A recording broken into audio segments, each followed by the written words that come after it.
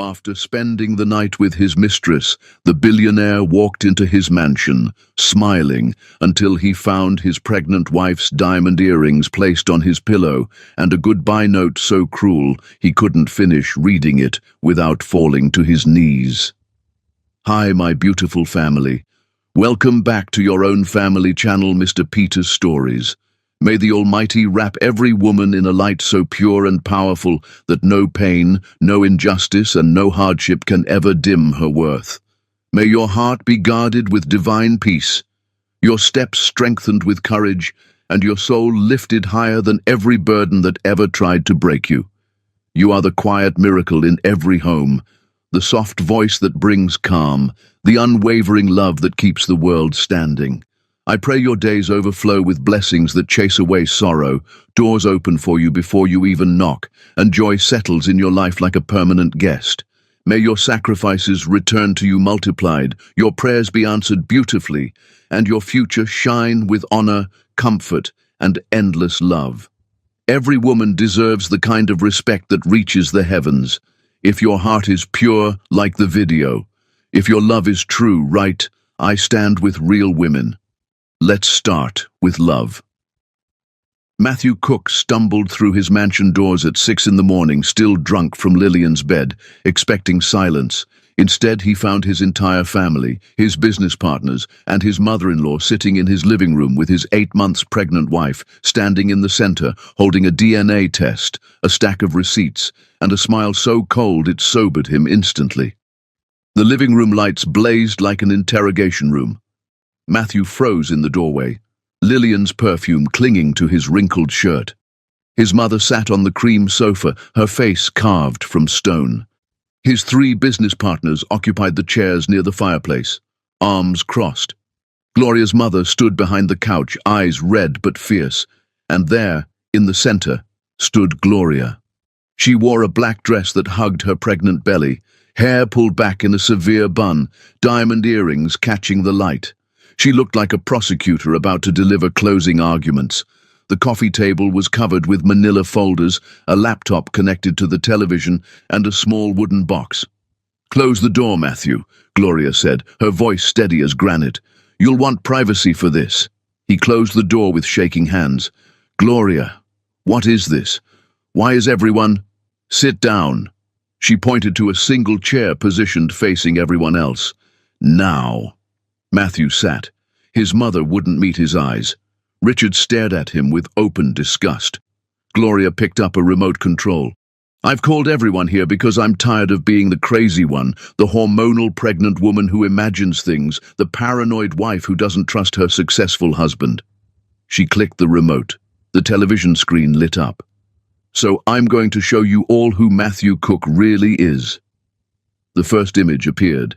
Matthew and Lillian at a restaurant, his hand on her thigh, leaning in to kiss her neck. The timestamp read 3 months ago.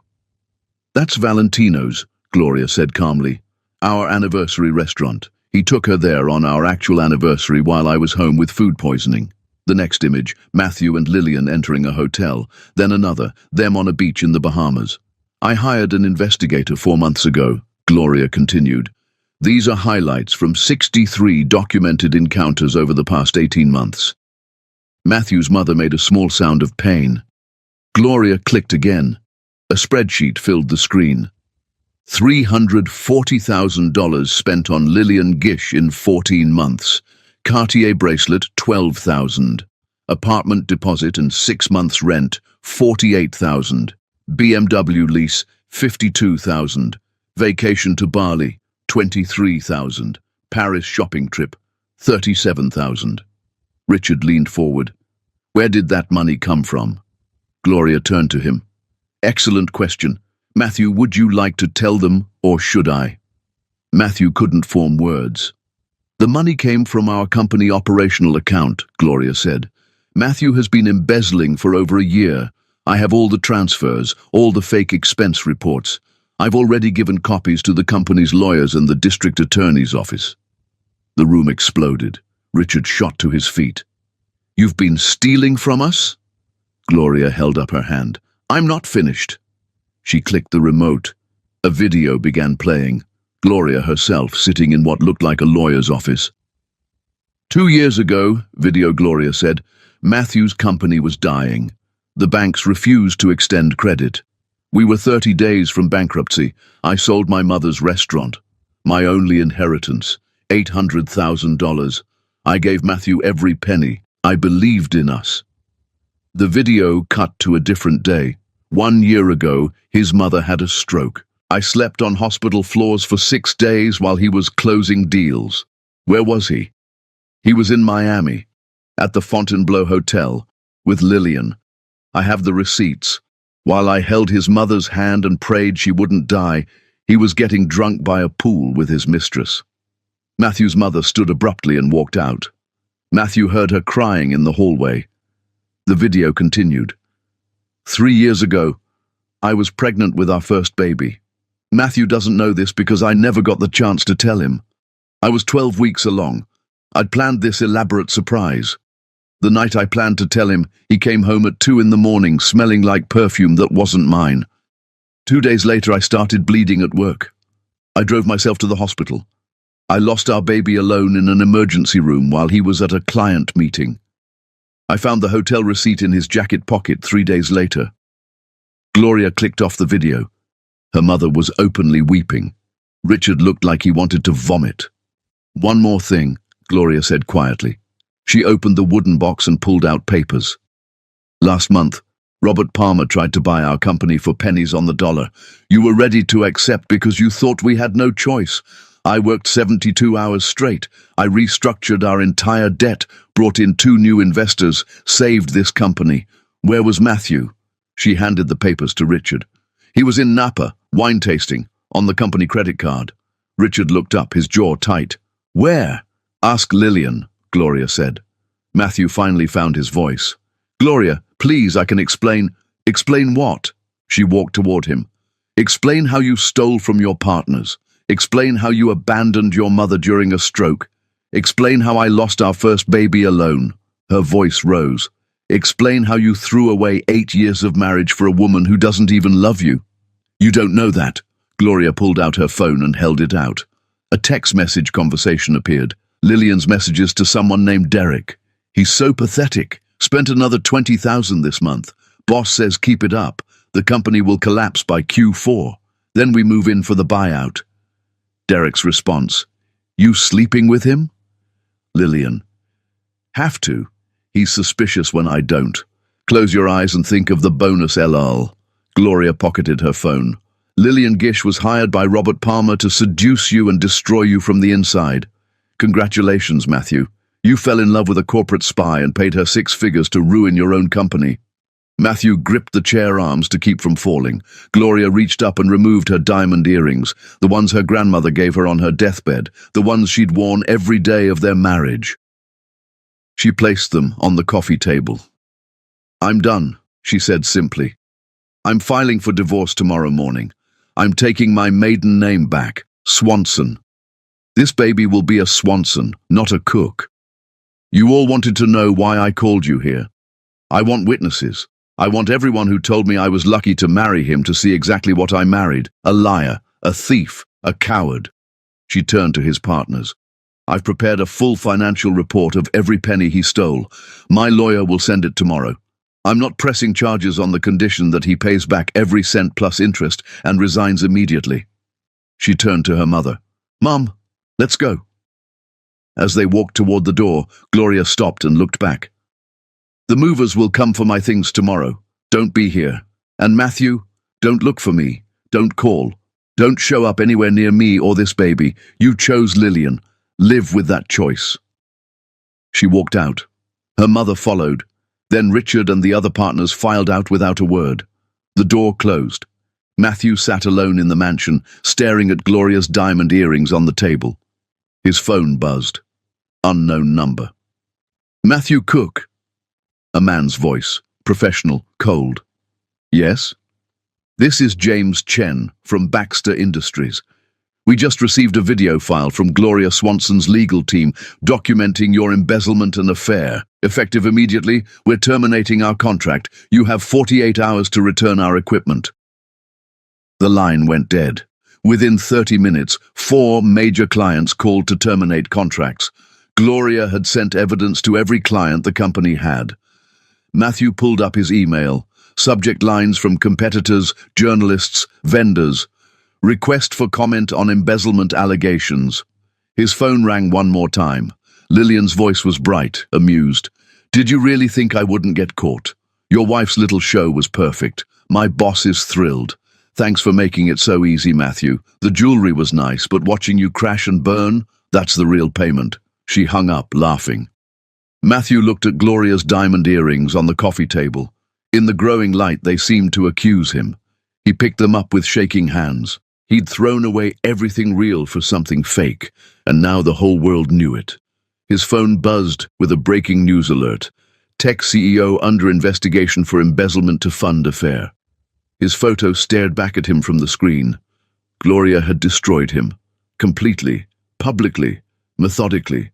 She'd planned every detail, gathered every piece of evidence, and detonated his entire life in one coordinated strike. And the worst part? He deserved every second of it. Chapter 2. The Reckoning.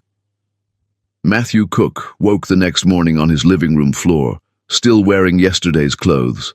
Gloria's diamond earrings clutched in his fist like a dying man holding a rosary, and realized the nightmare was real when his phone started ringing with the one call he'd been dreading since dawn. His lawyer, telling him the district attorney wanted him at the courthouse by noon or they'd issue a warrant for his arrest. The sun burned through the windows.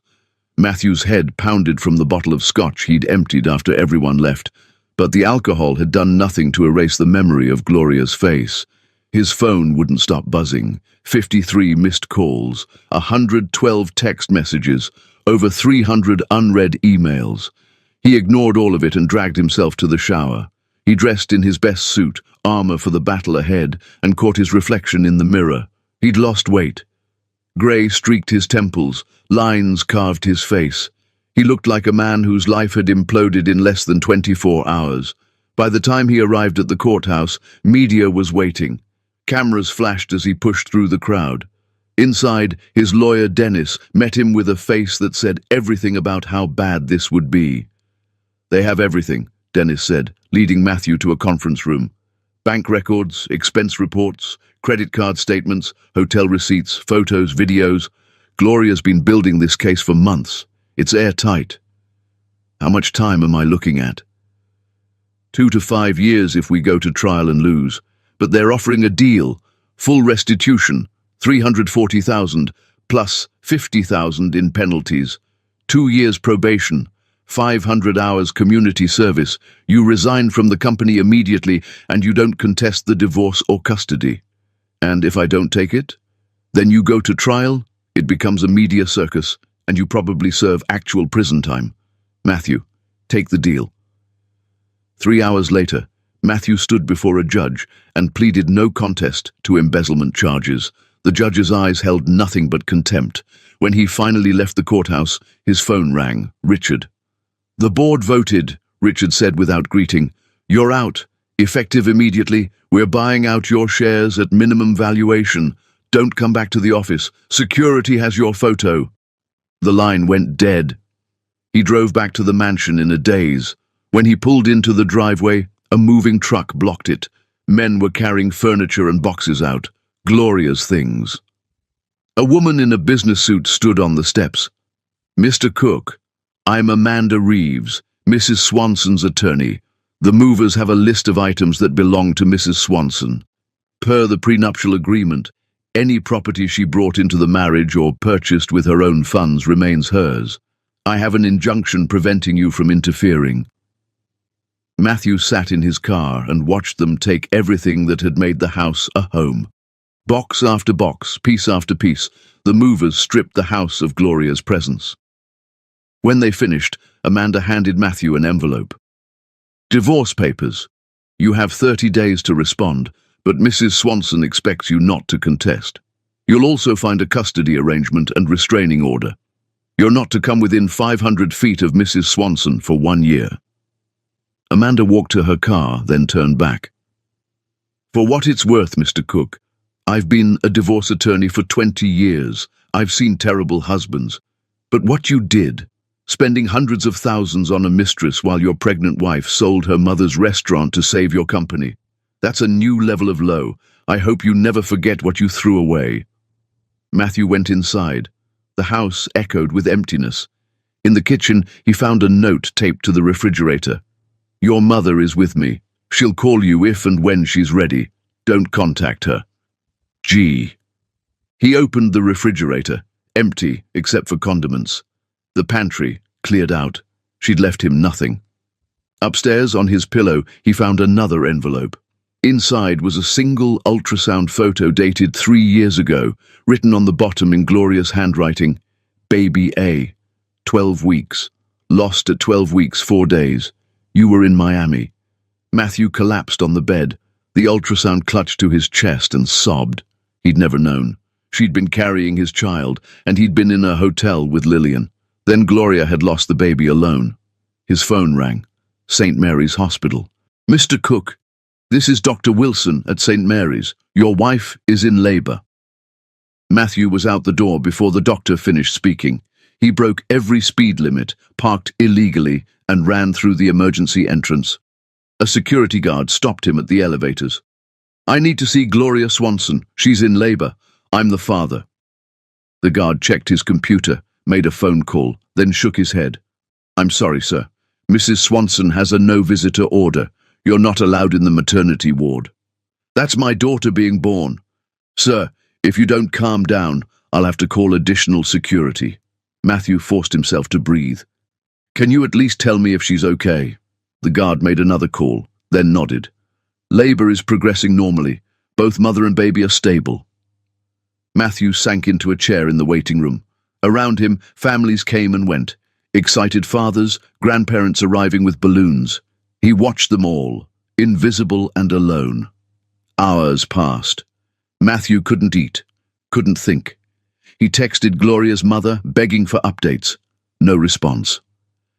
At 3:47 in the morning, the elevator opened and Gloria's mother stepped out. She saw Matthew and her face hardened. You have some nerve showing up here. Matthew stood. Please, is Gloria okay? Is the baby? They're both fine. You have a daughter. 7 pounds, 3 ounces. Perfect. Relief flooded through him. Thank God. Can I see them? No. Gloria's mother stepped closer. You lost that right. You want to know what Gloria said when the doctor asked if she wanted you in the delivery room? She said, he chose not to be here for the 9 months that mattered. I don't need him here for the 5 minutes that don't. That's what she thinks of you now. You're irrelevant. What's the baby's name? Maya. Maya Swanson. Just Swanson. Gloria filed the birth certificate with her name only. You're not listed as the father. She can't do that. I have rights. You have no rights. You signed them away in the plea deal. No contesting custody. Gloria has full legal and physical custody. The elevator doors closed on her disgusted face. Matthew walked to the maternity ward windows. Through the glass he could see into the nursery. Rows of bassinets with tiny bundled babies. A nurse was placing a new one in the front row. He could just make out the name card, Baby Girl Swanson. He pressed his hand against the glass, watching his daughter sleep 20 feet away. A security guard approached. Sir, you need to leave the maternity ward. That's my daughter. Sir, please. I'm going. He took one last look at Maya through the glass, then walked away. In his car, he found a manila envelope tucked under his windshield wiper. Inside, a photograph of Maya, eyes closed, wrapped in a pink blanket. On the back, Gloria's handwriting. Born 3:47 a.m. You arrived at 4:15 a.m. That's who you are. Matthew drove home to his empty mansion and sat on the floor of the yellow nursery Gloria had painted. He could still smell the paint. Another envelope was waiting on the floor. Inside, Maya's birth certificate. Mother, Gloria Swanson. Father, unknown. A note. You wanted to know what you lost?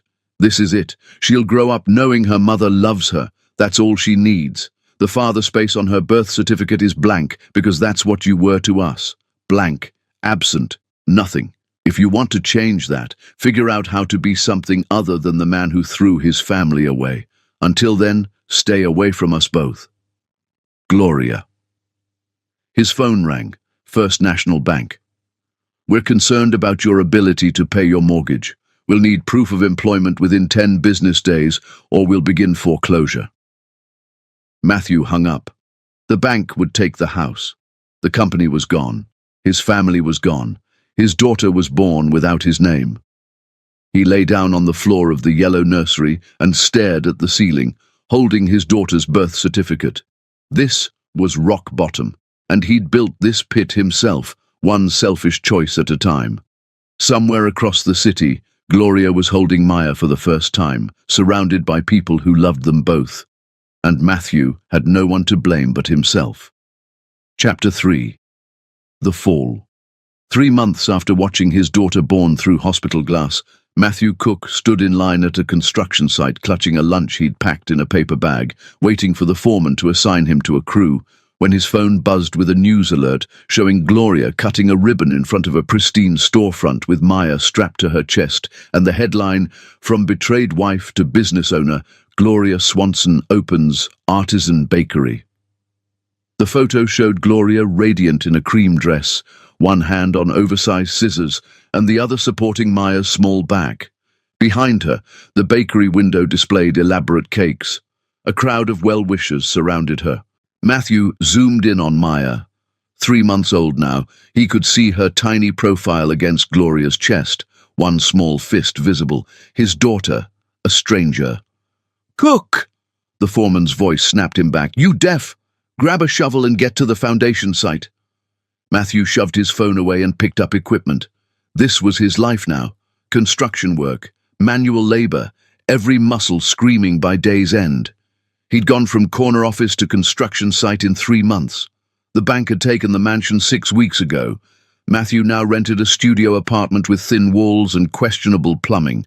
His furniture consisted of a mattress on the floor, a folding chair, and a plastic table. He'd sold everything else to make restitution payments, $390,000. That's what he owed.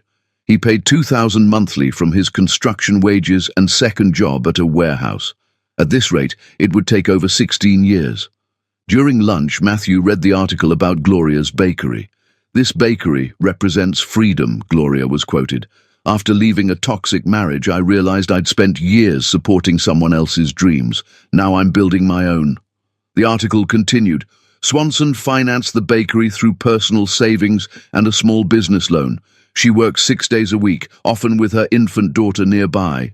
Maya is learning what a working mother looks like," Swanson says. "She'll grow up knowing that women don't need rescuing. We do the rescuing ourselves." His co-worker Frank sat down next to him. "Whatever's on that screen, it ain't worth more than your sandwich. Looking backwards just makes you walk into walls." After work, Matthew drove across town to Gloria's bakery. He parked down the street where he could see the entrance, but wouldn't be obvious. The bakery was busy. Through the window, Matthew could see Gloria behind the counter, laughing at something a customer said.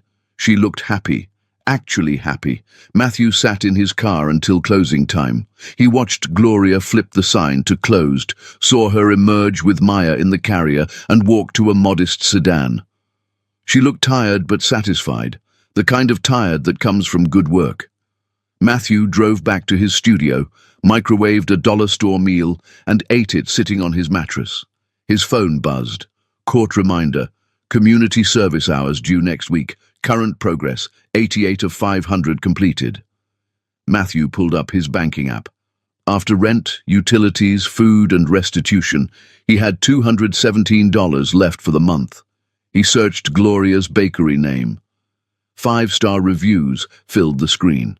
Someone had posted photos of the interior, exposed brick, hanging plants, chalkboard menus, vintage chairs. One customer had posted, "The owner's adorable baby sleeps right in the shop."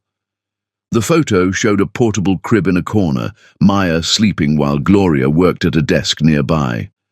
His daughter was being raised in a bakery because Gloria had no one to help her. He texted his mother for the 100th time, "Mom, please, I just want to know how you're doing." Delivered, but not read. Matthew lay back on his mattress. A water stain spread across the ceiling.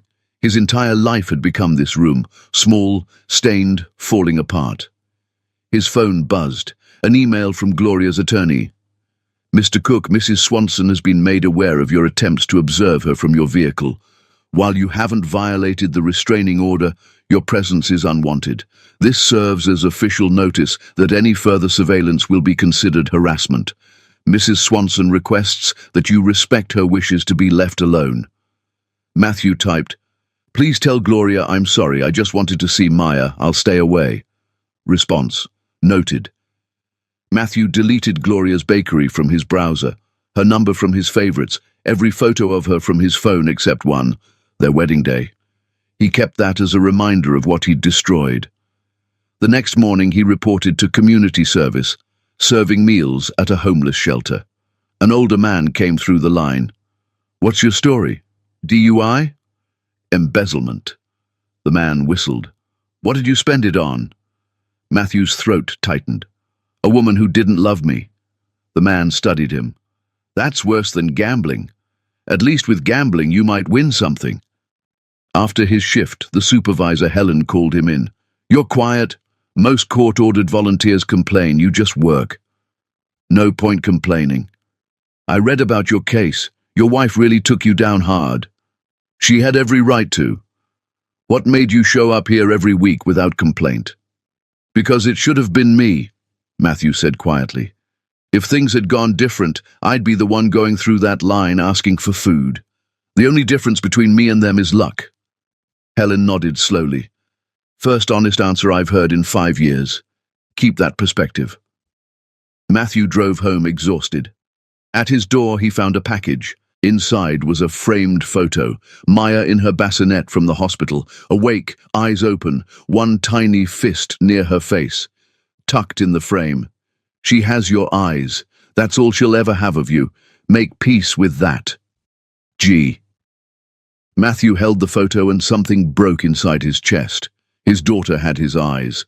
Gloria could have said nothing, but she'd sent him this. He set the photo on his plastic table. It was the only decoration in his apartment.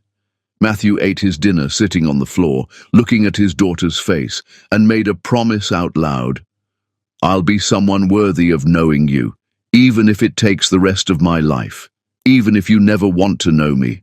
I'll become someone who deserved to be your father." The water stain on the ceiling seemed to shift, transforming from monster to map. Matthew chose to see it as a map, because he needed to believe there was a path forward from rock bottom. Somewhere across town, Gloria was probably putting Maya to bed, reading stories, singing songs, building a life full of love, without him. And that was exactly what he deserved. But maybe, if he worked hard enough, suffered long enough, changed deeply enough, maybe one day he could be something other than the mistake that shaped his daughter's life. Maybe. It was the smallest word with the heaviest weight. But it was all he had. Chapter 4. The Distance. 1 year and 3 months after Gloria placed her diamond earrings on that coffee table and walked out forever, Matthew stood outside her bakery at closing time, watching his 15-month-old daughter take her first steps through the window while a stranger held her hands, and realized the restraining order had expired yesterday, which meant he could finally, legally, ask for what he'd lost. Even though asking felt like begging and begging felt like breathing for the first time in over a year. Matthew had memorized Gloria's schedule by studying the bakery's social media, making sure he never violated the order.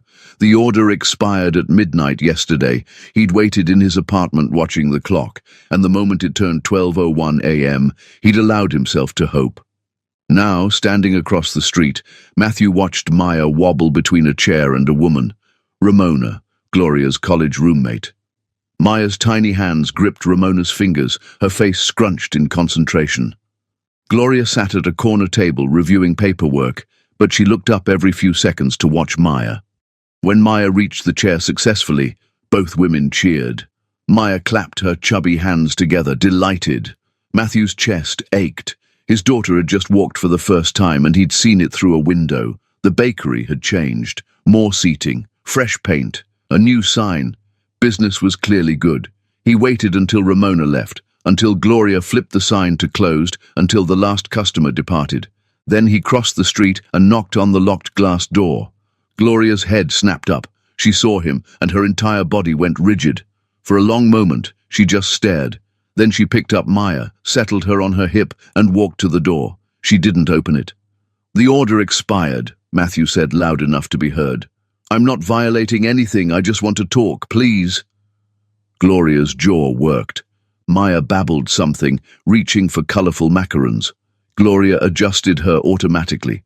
Finally, she unlocked the door, but kept her body between Matthew and Maya.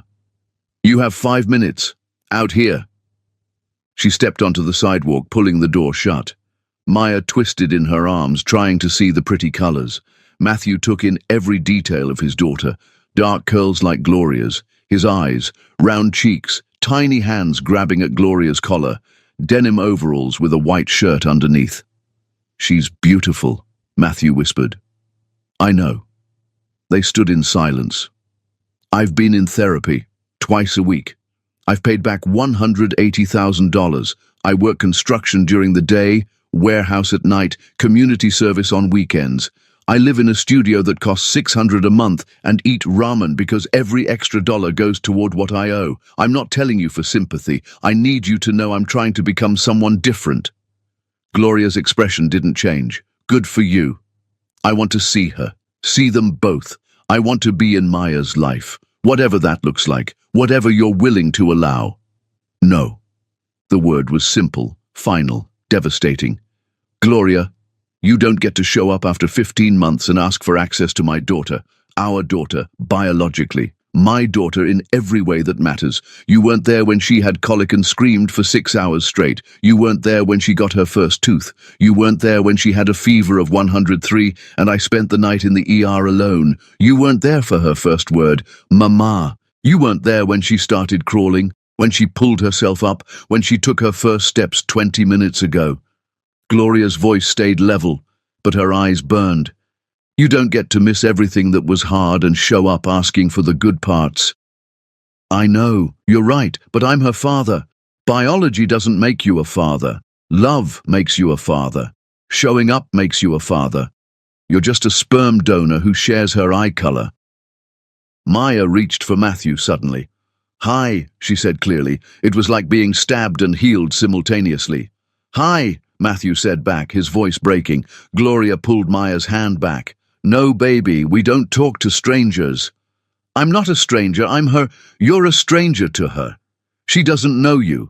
She won't know you." Gloria took a step back. "You want to prove you've changed? Pay back the $800,000 you owe me." Matthew's mind went blank. "What?" "The money I gave you from my mother's restaurant. $800,000. You owe me that money. When you pay it back, with interest, let's say another $200,000, then we'll discuss whether you deserve to know Maya. That's 10 years at my current salary. She'll be 11. Then you better work harder." Gloria's smile was ice. "I gave you my entire inheritance to save your company. You spent more than that on your mistress in 1 year. Fair is fair. You want access to your daughter? Buy it the same way you bought everything else. That's not fair." "Fair?" Gloria's voice rose. "You want to talk about fair? I lost a baby alone. I built your company back from nothing while pregnant. I slept on hospital floors for your mother. I gave you everything and you gave it all to a woman who was paid to destroy you. Now I've built this." She gestured to the bakery. "Without you, despite you, because of the hole you left. And you think you can show up with your sad face and therapy receipts and I'll just hand you my daughter?"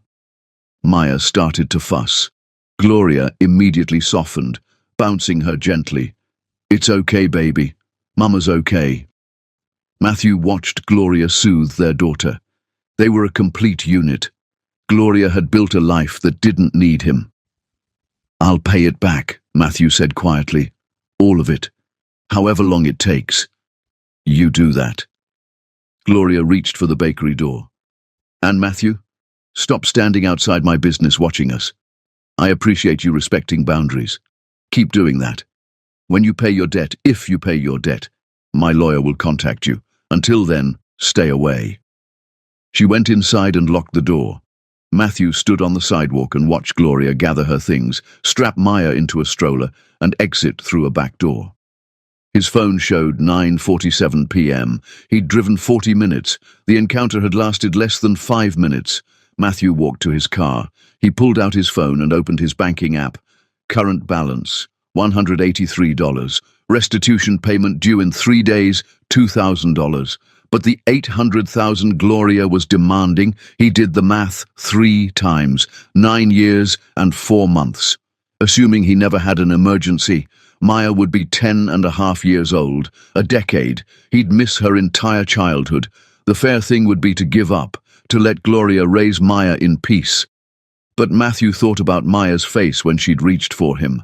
That innocent curiosity. If he gave up now, Maya would grow up knowing her father abandoned her twice.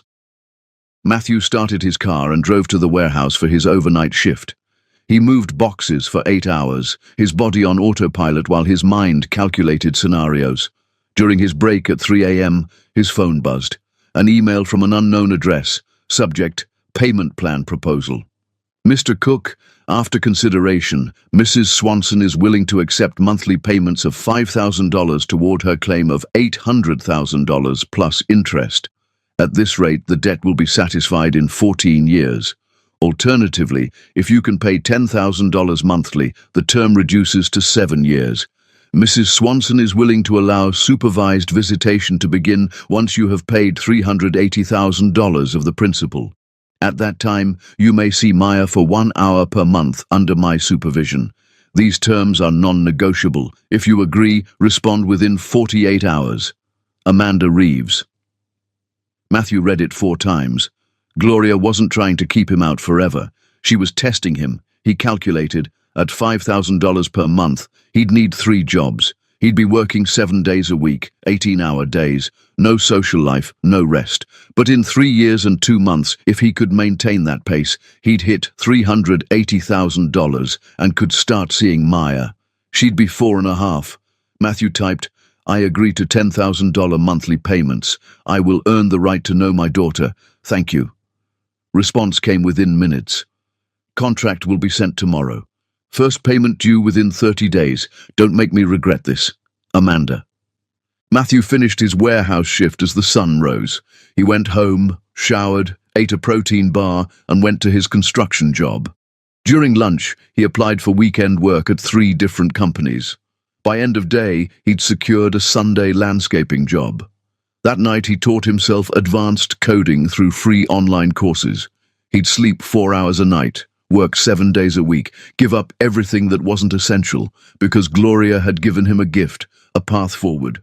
Impossible, brutal, likely to break him, but a path nonetheless.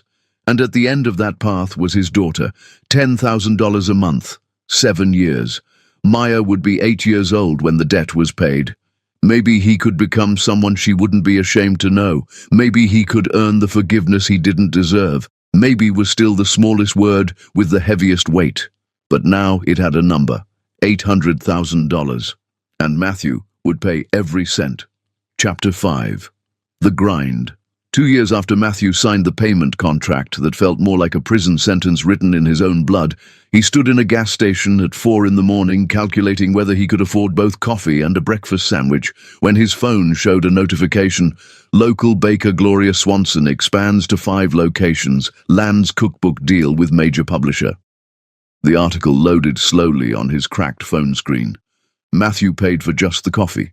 The sandwich would have to wait, and sat in his car reading while the pre-dawn cold seeped through his worn jacket. Gloria's face filled his screen, professional photo for the article. She looked polished, successful, confident. The article detailed her rise, from single location to regional chain, from local baker to food television personality, from abandoned wife to self-made businesswoman. I tell my daughter that we don't wait for life to get better, Gloria was quoted. We make it better ourselves. She watches me work hard every day. That's the inheritance I'm giving her, the knowledge that women don't need rescuing. We build our own kingdoms. The article included a photo of Maya, now 3 years old, standing on a stool wearing a tiny apron, helping Gloria frost a cake. Maya was laughing, chocolate smudged on her cheek. Her dark curls were pulled back in pigtails. She looked so much older than the baby he'd seen through hospital glass. His daughter. 3 years of life he knew nothing about. 3 years of words he'd never heard her speak, games he'd never seen her play, tears he'd never wiped away. He was connected to her by blood and law, but separated by choices that couldn't be undone. He checked his payment spreadsheet, the document that had become more important than any business plan he'd ever created. Total paid to Gloria, $240,000. Remaining $560,000 plus accruing interest. Years remaining at current pace, 4 more years. Maya would be 7 years old, but he was ahead of schedule. The contract required $10,000 monthly, but some months Matthew had managed $12,000, even $15,000 when freelance coding projects came through. He'd sacrificed everything to pay faster: sleep, health, comfort, any semblance of a life beyond work. His third alarm went off. Time for construction. Matthew drained the coffee that had already gone cold, started his car, and drove to the site. His body ached constantly now, a permanent state from 18-hour workdays and 4 hours of sleep. He was 36 years old and felt 60. "You look like hell, Cook," Frank said when Matthew arrived at the site, hard hat already in place. "You working too much? Need the money." "For what? You live like a monk. No car payment, cheapest apartment in the city, never go out. What are you saving for?" "A debt I owe." Frank studied him with the kind of knowing look that said he'd seen men destroy themselves before. "Must be some debt." "It is." They worked in silence, pouring foundation for a new office building. Matthew's mind drifted as his body performed familiar motions. He'd become efficient at operating on autopilot. Hands doing one thing while brain worked on code problems or calculated payment schedules, or replayed that one photo of Maya on the swing over and over until the image was burned into his memory. During lunch break, Matthew didn't eat. Instead, he sat in his car and worked on a freelance project due tonight, fingers flying across his laptop keyboard, a website redesign for a small dental practice. Pay, $2,000. Every dollar counted. Every cent went into the spreadsheet, into the payment, into buying back the right to know his daughter. His phone rang. Unknown number. He almost didn't answer. "Matthew Cook." "Yes." "This is Jennifer Ward from Channel 7 News. I'm doing a follow-up piece on Gloria Swanson's success story, the single mother who built a bakery empire from nothing. I'd like to get your perspective as her ex-husband. Would you be willing to comment?" No comment. "Mr. Cook, the public is interested in the full story. You were convicted of embezzlement. Your wife left you publicly. Now she's a success and you're—" I said no comment. Matthew hung up, hands shaking.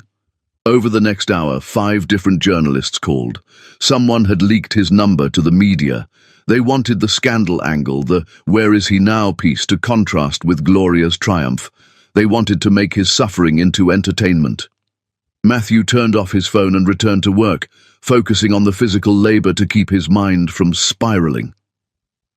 That evening, after his construction shift ended at 5 p.m., Matthew drove straight to his warehouse job. No dinner break.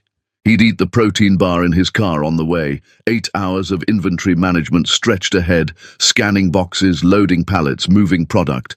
His back screamed in protest with every lift. He'd injured it 3 months ago doing overtime and never got it properly treated because he couldn't afford to take time off for a doctor's visit, and physical therapy would cost money he didn't have. The warehouse was always cold. His breath misted in the air as he worked. Around him, other workers moved through their shifts, mostly people like him, working second or third jobs, grinding themselves down to pay for things they couldn't afford. Some had families, some had addictions, some just had bad luck. Matthew fit right in among the desperate. During his warehouse break at midnight, sitting in the break room with fluorescent lights buzzing overhead, he turned his phone back on. The screen lit up with notifications.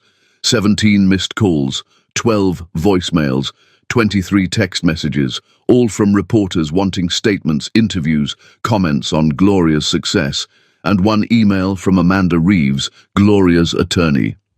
"Mr. Cook, several media outlets have contacted Mrs. Swanson requesting information about you and your current circumstances. She has declined all interviews about you and instructed me to inform you that she will not be participating in any stories about your situation. She asks that you also decline interviews. Her success is not about your failure, and she prefers to keep it that way. Also, I'm attaching your updated payment record. You're ahead of schedule by $40,000. Keep this pace and you'll reach the halfway point in 8 months instead of 13. Mrs. Swanson wanted you to know she's noticed your consistency. Matthew opened the attachment, his exhausted eyes struggling to focus on the numbers. Amanda was right. If he maintained current pace, killing himself slowly with work, he could start supervised visits with Maya in 8 months. She'd be 3.5 years old instead of 4. 8 months of his life for 30 minutes less of hers that he'd miss. He worked his warehouse shift fueled by that thought, by the possibility of seeing his daughter's face in person, by the hope that someday she might know his name. When his shift ended at 6 a.m., most people went home to sleep. Matthew went home to shower in 3 minutes of hot water, change clothes, grab his laptop, and head to his Sunday landscaping job. The landscaping company paid cash under the table, which meant no taxes taken out, which meant more money toward the debt. Matthew spent Sundays cutting grass, trimming hedges, planting flowers for wealthy families in neighborhoods he used to live in. The irony wasn't lost on him. He'd once owned a house bigger than most of these, and now he maintained their gardens for minimum wage. One house he worked at, a sprawling property with a pool, tennis court, and gardens that required 3 workers, had children playing in the backyard. A girl about Maya's age, maybe a few months older, ran through the sprinklers while her parents watched from lawn chairs, laughing. The little girl squealed with delight when the water hit her. Her father jumped up and caught her mid-run, swinging her around while she shrieked with joy, her wet hair flying. Matthew watched while he edged the garden beds, invisible in his work clothes and safety vest, to the happy family 50 feet away. The scene burned itself into his memory. The kind of ordinary Sunday afternoon he'd traded away for hotel rooms and lies. His daughter was somewhere having moments like this, maybe with Gloria laughing at her antics, and he was trimming hedges for strangers who'd never know his name. He finished the job 3 hours later, collected his check, $200 cash, and drove home to his apartment as the afternoon sun beat down. His hands were blistered from the hedge trimmers, his back throbbed, his head pounded from dehydration and exhaustion and too much coffee on an empty stomach. His apartment felt like a monk's quarters, because that's exactly what it was. He'd stripped away everything except function, creating a space where comfort was a luxury he couldn't afford and decoration was wasteful. Just the bare minimum to survive while he worked himself toward a goal that kept receding into the distance. 3 more freelance projects waited on his laptop, deadlines looming. Matthew forced himself to sit down at the plastic table and work. His fingers moved across the keyboard while his mind occasionally drifted, but he pulled himself back each time. He coded for 6 hours straight, stopping only when his vision began to blur so badly he couldn't read the screen anymore, and his hands started shaking from exhaustion. He fell onto his mattress at 3 p.m. Sunday afternoon, fully clothed, too tired to even take off his shoes. His alarm was set for 7 p.m., 4 hours of sleep before his overnight warehouse shift started again. 4 hours to recover from 23 hours of work. 4 hours to prepare his body to do it all over again.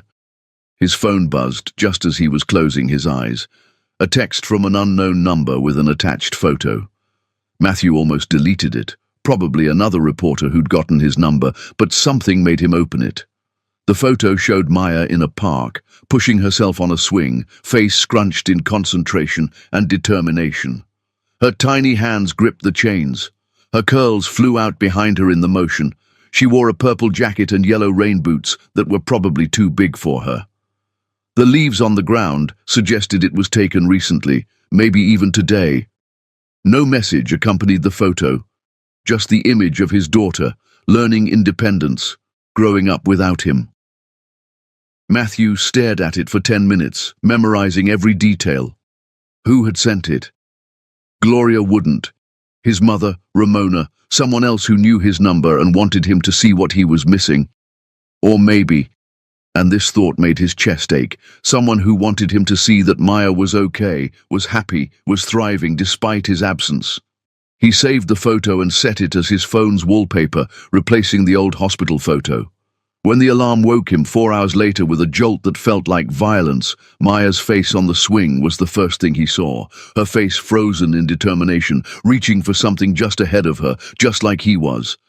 Matthew dragged himself up from the mattress, every muscle protesting. His body was breaking down. He could feel it happening in real time. The way his joints ached constantly. The way his back sent sharp pains down his leg when he bent wrong. The way his vision sometimes went spotty when he stood up too fast from low blood sugar and dehydration. He drove to the warehouse for his overnight shift, his hands shaking slightly on the steering wheel. His manager, Paul, was waiting at the employee entrance, arms crossed. "Cook, you look like you're about to collapse." "I'm fine." "You're not fine. You're moving like you're 80 years old. When's the last time you took a day off?" Matthew calculated back through his mental calendar, through the blur of identical days. 4 months, maybe 5. Paul swore under his breath. "That's not sustainable, man. You're going to hurt yourself. You're going to pass out on the job and crack your skull open on concrete." "Can't afford to take time off. It's not optional anymore. You pass out on the job, it's a liability issue. Workers' comp, lawsuits, all that. Take tomorrow night off. That's an order." Matthew wanted to argue. Tomorrow night was 8 hours of wages, 8 hours of payment progress, 8 hours closer to Maya, but his knees buckled slightly just standing there, and he had to grab the doorframe to stay upright. Paul was right. His body was giving out. "Okay," Matthew said quietly. "Tomorrow night off." "Good. And cook. Whatever this debt is that you're killing yourself for, is it worth dying for?" Matthew thought about Maya on that swing, face determined, reaching forward. "Yes, it is." He finished the shift running on pure willpower and spite, the kind of stubborn refusal to quit that was either admirable or stupid depending on perspective. When his warehouse shift ended at 6 a.m. Monday morning, instead of going home, he stopped at a free clinic that opened at 7. He waited in line with other people who couldn't afford regular health care, the working poor, the uninsured, the desperate. A tired-looking doctor examined his back, asked questions Matthew answered honestly, and prescribed physical therapy Matthew couldn't afford, and muscle relaxants that would make him too drowsy to work his 3 jobs. "You need to rest," the doctor said. "Your body is breaking down. At this rate, you're looking at permanent damage, maybe disability. Is whatever you're working toward worth destroying your health?" "It's worth everything." The doctor looked at him with something like pity. "Then at least take ibuprofen and use ice packs. And please, try to sleep more than 4 hours a night. You're not a machine." But that's exactly what Matthew had become. A machine that converted time and labor into money, and money into the possibility of knowing his daughter. When he got home at 9 a.m. after the clinic visit, his phone rang. His mother. He hadn't heard from her in over 2 years, not since she'd walked out of his mansion that terrible morning. His hand shook as he answered. "Mom?" "Matthew." Her voice was formal, distant, but not quite as cold as he'd feared. "I saw the news about Gloria's success. I want you to know that I'm proud of her. She comes to visit me once a month, brings Maya. That little girl is wonderful, smart, funny, brave like her mother." The words hurt more than any physical pain. His mother saw his daughter regularly, had a relationship with her, watched her grow up, and he got anonymous photos sent to his phone like he was a stranger stalking his own child. "I'm glad you have that relationship with them," Matthew managed. "I'm glad Maya knows you." "I'm not calling to hurt you," his mother said, and her voice softened slightly. "I'm calling because Gloria told me about the payment plan. She told me how much you're working. She didn't have to tell me. She wanted me to know that you're trying, that you're suffering, that you're changing." Matthew's breath caught in his chest. He couldn't form words, couldn't push sound past the weight pressing on his lungs. His mother continued, her voice wavering now. "I'm still angry with you, Matthew. What you did to Gloria, what you did to your family, what you threw away, it was unforgivable. But I'm also your mother, and I can't completely cut you out of my heart even though part of me wants to. So I'm calling to say this. Don't kill yourself trying to pay this debt. Maya needs a father who's alive and healthy more than she needs money. She needs you to survive this." I can't slow down, Mom. Every month I delay is another month I miss with her. Every dollar I don't earn is another day before I can see her face. I've already missed 3 years. I can't miss more than I have to.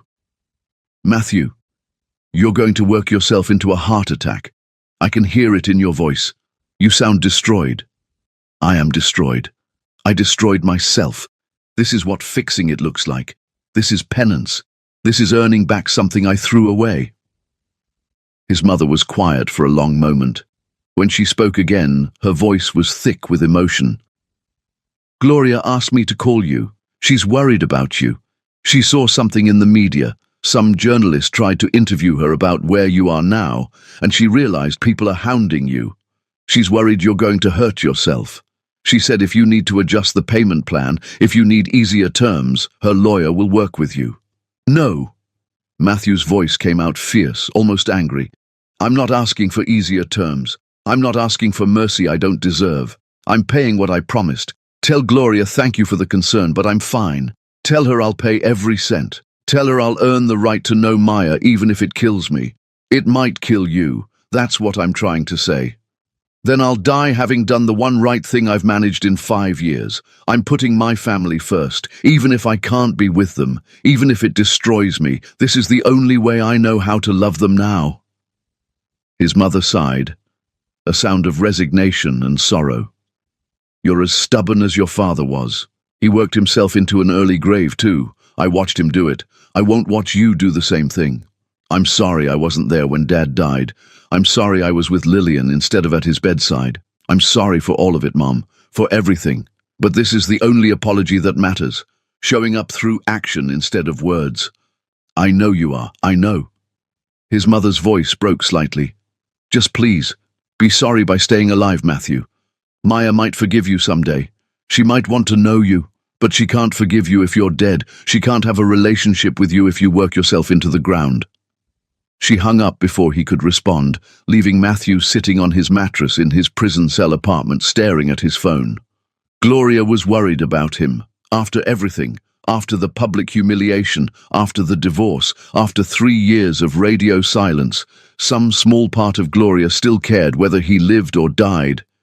Maybe not for him, almost certainly not for him. Probably for Maya, who deserved a father who was alive even if he was absent. But still. Gloria had noticed. Gloria had asked his mother to intervene. Gloria was paying attention to whether he survived this. Matthew lay back on his mattress, staring at his phone's wallpaper. Maya on the swing, reaching forward with determination, and felt something crack open inside his chest. Not breaking. Opening. Like maybe suffering wasn't just punishment. Maybe it was transformation. He fell asleep looking at that photo, and when his alarm went off 4 hours later for his Monday evening construction shift, Maya's face was still the first thing he saw. Mid-swing, reaching forward, not looking back. Matthew pulled himself out of bed, body screaming in protest, and understood something fundamental. This suffering wasn't punishment anymore. It was currency. Every hour of pain bought seconds of possibility. Every dollar earned purchased inches of distance traveled back toward the daughter who didn't know his face. The math was brutal and simple. 3 years down, 4 years to go.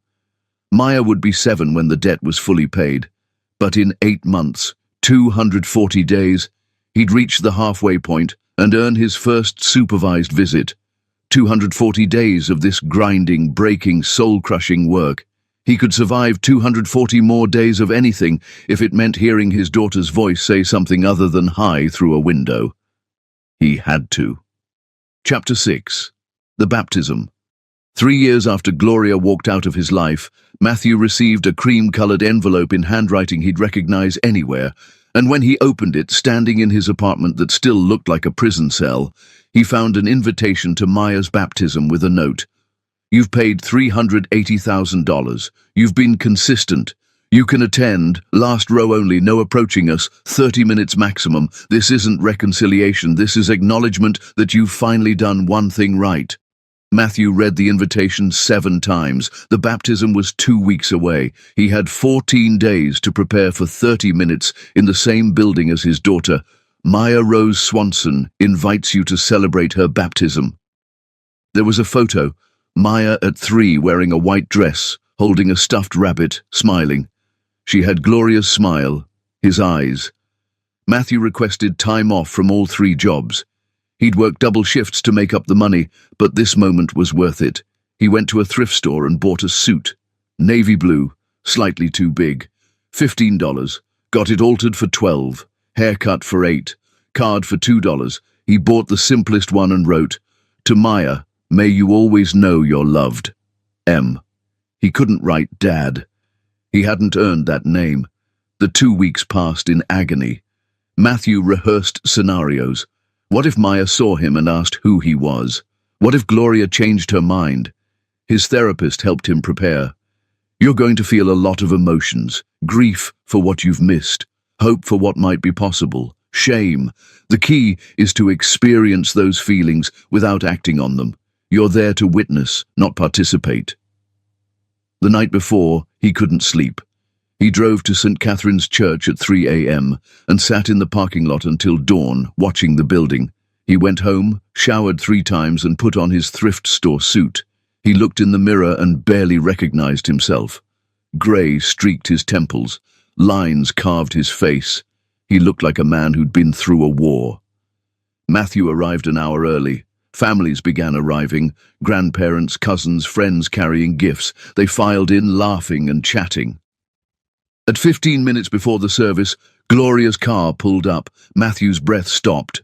Gloria emerged wearing a cream dress. She walked around to the back door, and there was Maya, 3 years old, white baptism gown, flower crown in her dark curls, small white shoes. She held Gloria's hand and skipped toward the church, talking animatedly. Matthew watched his daughter move, heard the cadence of her voice. She was real, alive, growing up beautifully. Gloria's mother appeared, took Maya's other hand, and the 3 of them walked into the church. 3 generations who'd survived his destruction. Matthew waited until 5 minutes after service started, then slipped in through the back door. The church was packed, at least 80 people. He took a seat in the very last pew, partially hidden behind a pillar. The priest spoke about baptism, about community. Matthew couldn't focus. His entire attention was fixed on Maya, sitting in the front row between Gloria and her grandmother. She was swinging her legs. Her flower crown kept slipping, and Gloria kept adjusting it. The ceremony proceeded. Hymns, prayers, readings. Matthew stood when everyone stood, moved through the motions while his heart hammered. Then came the baptism. The priest called Maya forward. Gloria carried her up. The priest spoke about God's love. "Who stands with this child?" the priest asked. "I do." Gloria's voice carried, strong and certain. "I do." Gloria's mother. "We do." A chorus. Aunts, uncles, friends. Everyone in the front row stood, a wall of support surrounding Maya. The priest sprinkled water on Maya's forehead. She giggled at the cold, then looked up at Gloria with complete trust. Gloria kissed her daughter's forehead, and the front of the church erupted in applause. Matthew's eyes burned with tears. His daughter had just been baptized, and he'd watched it like a spy. All those people had stood and claimed Maya. No one had looked back to find him. No one knew he was there. After the ceremony, people filed out to the parish hall. Matthew stayed in his seat, counting to 100. His 30 minutes were almost up. He stood to leave and found Gloria at the end of his pew. He hadn't heard her approach. She didn't look angry, just tired. "You came. You invited me. I didn't think you would. I thought you'd have too much pride to sit in the back." Matthew shook his head. "I don't have pride anymore. I gave up pride 3 years ago." Gloria studied him, really looked at him. Her eyes took in the weight loss, grey hair, cheap suit. "You look terrible." "I've been working hard." "I know. Amanda sends me the payment records." Gloria glanced toward the door. "You're ahead of schedule by almost a year. At this rate, you'll pay off the full debt before Maya starts kindergarten." "That's the plan." "Why?" "What do you mean, why?" "Why are you killing yourself? Amanda told me you're working 80-hour weeks. My mother said you look half dead. You could have negotiated easier terms." Why are you doing this to yourself? Because I owe it to you. I owe it to Maya. You think Maya wants money more than a father who's alive? Gloria's voice rose slightly. You think I spent 3 years demanding this payment plan because I care about the money? Then why? Gloria looked away. Because I needed to know if you'd really changed. If you'd sacrifice for us the way I sacrificed for you. If you'd suffer even a fraction of what I suffered. The money was never the point.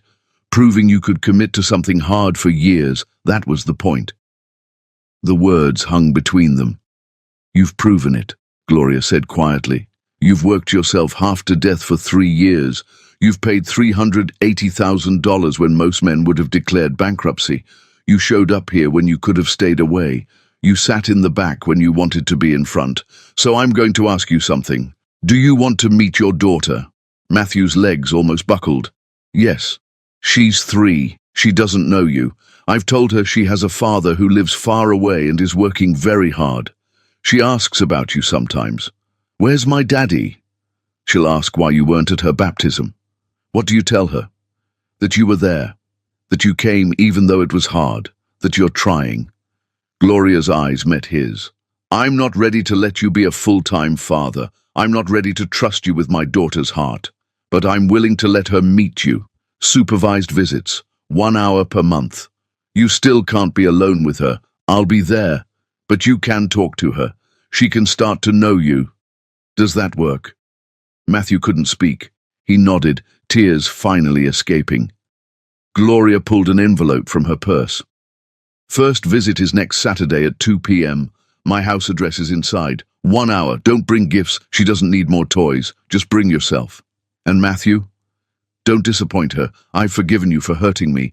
I will never forgive you if you hurt her. She walked away, back to the reception. Matthew stood alone in the empty church for 15 minutes, holding the envelope. Then he walked out, got in his car, and drove until he found an empty parking lot where he could break down completely. He'd just been given permission to meet his daughter. After 3 years of suffering, 3 years of payment, 3 years of proving himself, Gloria had given him a chance. 1 hour per month with Maya. It wasn't fatherhood. It wasn't redemption. It wasn't reconciliation. But it was something. And something was more than he'd had yesterday. Matthew sat in his car and let himself cry for the first time since the night Gloria left. Not tears of despair, tears of hope, small, fragile, terrifying hope, but hope nonetheless. Chapter 7. The Breaking Point.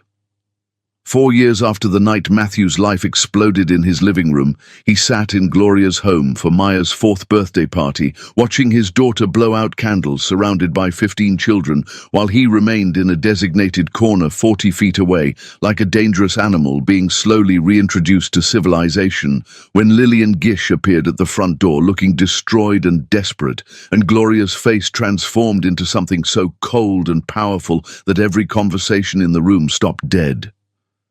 The party had been going well. Matthew had arrived on time, carrying nothing because Gloria's rules were explicit. No gifts, no physical contact, just presence. For the past year, he'd been seeing Maya once a month for supervised visits that felt like job interviews. But slowly, Maya had started warming to him. She knew him now as Matthew, not Daddy, just Matthew. The man who came to visit sometimes. The man Mommy watched carefully. Today's party was Matthew's first time seeing Maya interact with other children. She was the birthday girl, wearing a princess dress Gloria had clearly made by hand. Maya ran between her friends, laughing, completely at ease. He'd been standing in his designated spot, near the kitchen door far from the main action, for 90 minutes. Gloria had extended his time allowance, 2 hours instead of 1. It felt like a gift and a test. "Can I get you anything?" Gloria's mother asked, approaching with food. She'd thawed toward him over the past year. Not forgiveness exactly, but acknowledgement. "I'm fine, thank you." "You look better than last year, less like death warmed over." Matthew almost smiled. "I'm sleeping 5 hours a night now instead of 4. Luxury." She studied him. "You're still working too hard, but I suppose that's your penance." The doorbell rang. Gloria moved to answer it, Maya trailing behind, asking who it was. Gloria opened the door and froze. Lillian Gish stood on the porch. She looked nothing like the woman Matthew remembered. Gone was the polished corporate spy. This Lillian wore clothes that hadn't been washed recently. Her hair hung limp. Dark circles carved her eyes.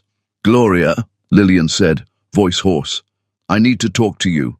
Gloria's hand found Maya's shoulder, gently pushing her daughter behind her. "You have 30 seconds to get off my property before I call the police. Please, I know you hate me. I deserve it, but I need help. I'm homeless. I've been blacklisted.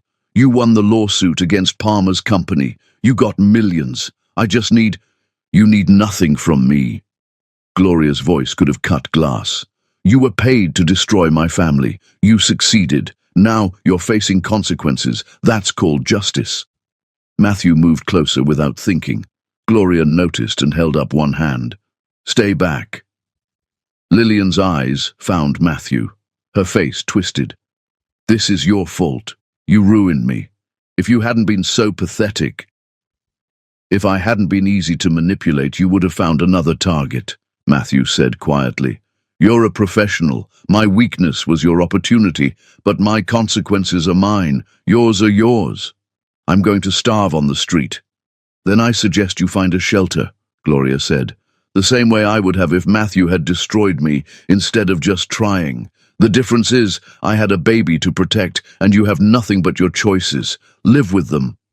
Lillian lunged forward, trying to grab Gloria's arm. "You self-righteous—" Matthew was between them instantly, catching Lillian's wrist before she could touch Gloria. His other hand pulled out his phone. "I'm calling the police right now. Leave voluntarily or explain to them why you're assaulting a single mother at a children's birthday party." Lillian wrenched her arm back, tears streaming. "I made one mistake, and now my whole life is destroyed." "Welcome to consequences," Gloria said, unmoved. "I lost a baby alone. I gave birth alone. I built a business with an infant strapped to my chest because the man I loved was too busy with you. You helped do that. For money. Now you want sympathy? From me? I don't have sympathy for people who profit from pain. I have restraining orders. Would you like one?" Lillian backed down the porch steps, face contorted. "You think you're so perfect, but you're stuck with him," she pointed at Matthew.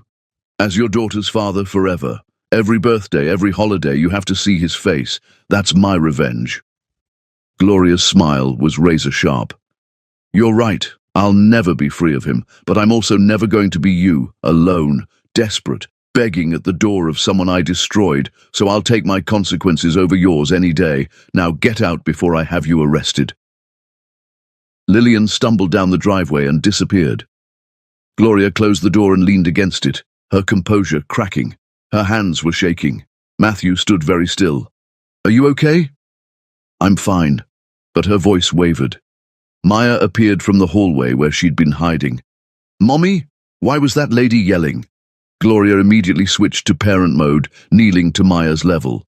"That was someone who made bad choices and is angry about it. Sometimes people blame others for their own mistakes, but we don't let angry people into our house, okay? She was scary." "I know, baby, but she's gone now."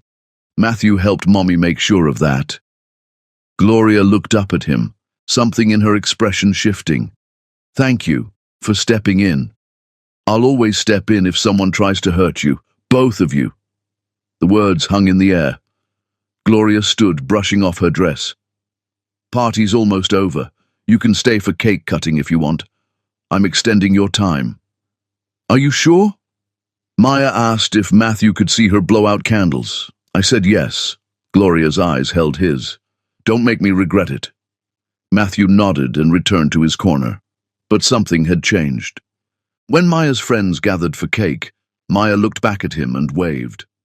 Actually waved. Gloria brought Maya over after the cake was cut. The first time she'd voluntarily brought his daughter close. "Maya, do you want to say something to Matthew?" Maya looked up with serious eyes. "Thank you for making the scary lady leave." Matthew crouched to her level, maintaining distance. "You're welcome. I'll always make scary people leave if I can." "Are you a good guy now?" The question destroyed him. "I'm trying to be. I'm not there yet, but I'm trying very hard." Maya considered this. Mommy says trying is important.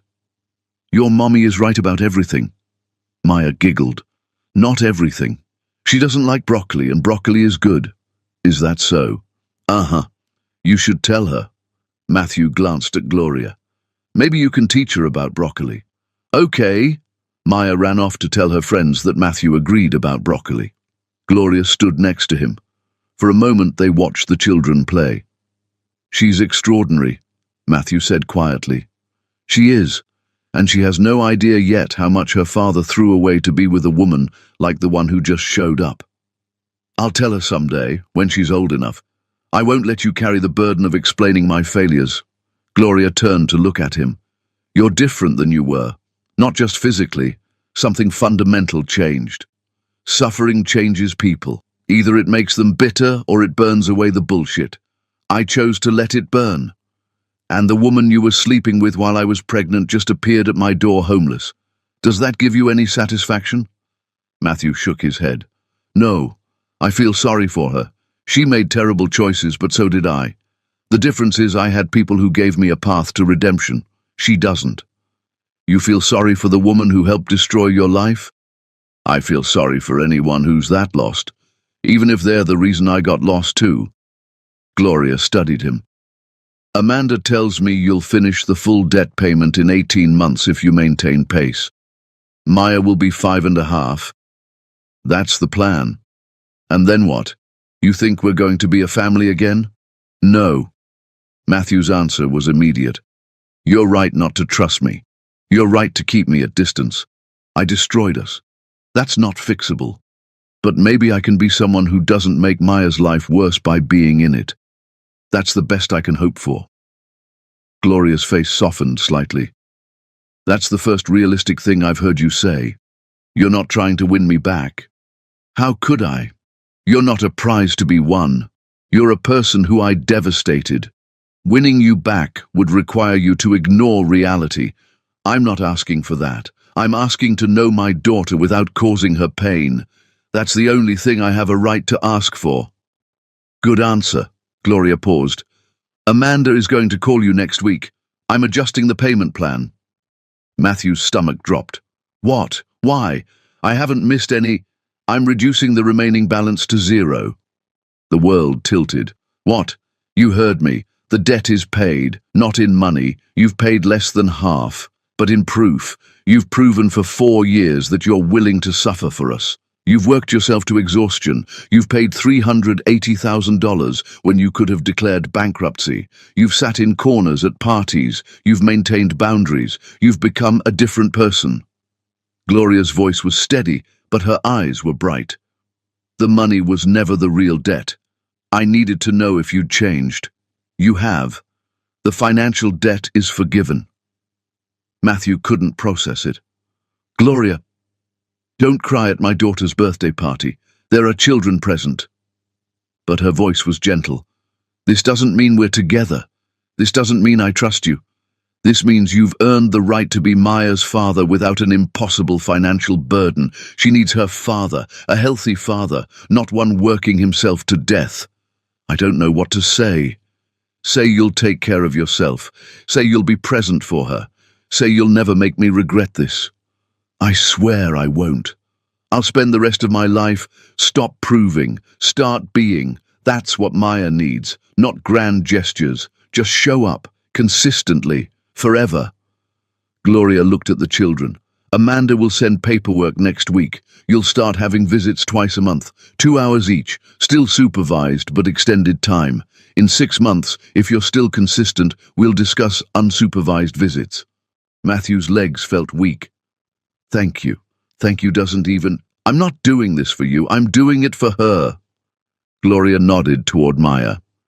She deserves a father. You're the only candidate, so don't screw it up. I won't. Gloria walked away. Matthew stayed in his corner, his entire understanding of reality rewriting itself. The debt, the crushing, endless debt, was gone. Not because he'd paid it, because he'd proven himself willing to pay it forever. He watched Maya play for another hour. When the party ended, Gloria didn't ask him to leave. He helped clean up, keeping distance, following rules, but present. Maya said goodbye to each friend, and when the last one left, she turned to Matthew. "Are you leaving too?" He looked at Gloria, who nodded permission. "Yes, but I'll see you again soon." "How soon?" 2 weeks. "That's very soon." Maya seemed pleased. "It is. I'm lucky." "Maybe next time you can play with me, instead of just watching?" The question broke his heart and healed it simultaneously. "I'd like that very much." "Okay. Bye, Matthew." She ran off to show her grandmother a toy. Gloria walked Matthew to the door. They stood on the porch in the evening light. "I haven't forgiven you for what you did to our marriage," Gloria said quietly. "I might never forgive that, but I have forgiven you enough to let you be a father. Don't confuse the two." "I understand." "Do you?" "Because there's a difference between being in Maya's life and being in mine." "I know. I'm not expecting anything from you, just the chance to know her." Gloria crossed her arms. "Good. Because I've built a life I'm proud of. I've raised a daughter who's confident and kind. I've created a successful business. I've proven I don't need you or anyone else. Letting you back into Maya's life doesn't change any of that." "I know, and I'm glad you did all that. You should be proud. You're extraordinary." Gloria's expression flickered. Surprise, maybe, or something softer. "Don't start thinking this is a second chance at us. This is a first chance at being a father. Focus on that." "I will. I promise." He walked to his car. Through the window, he could see Gloria and Maya inside, cleaning up decorations together. Mother and daughter, a complete unit, letting him observe from outside. But this time, Maya waved at him through the window, and he waved back. The debt was forgiven. His daughter wanted him to play with her next time. Gloria had seen him defend her against Lillian and hadn't looked at him with contempt afterward. 4 years of suffering had led to this moment. Not redemption, not reconciliation, but something that felt like the beginning of a path forward. Matthew drove home to his small apartment, and for the first time in 4 years, he didn't immediately calculate dollars per hour earned, because the goal had shifted. It wasn't about money anymore. It was about showing up, being present, becoming the father Maya deserved, and maybe, just maybe, proving to Gloria that the man she'd married had finally died, and someone better had emerged from the wreckage. Chapter 8. The Introduction. 4 years and 6 months after the night Matthew threw away everything that mattered, he sat cross-legged on Gloria's living room floor, playing a board game with Maya, while Gloria watched from the couch pretending to work, but actually observing every interaction, when Maya said completely unprompted with the brutal honesty only a 4-year-old possesses, "Matthew, why don't you live here with me and Mommy like other daddies live with their kids?" The question stopped time. Matthew's hand froze halfway to moving his game piece. Gloria's typing stopped.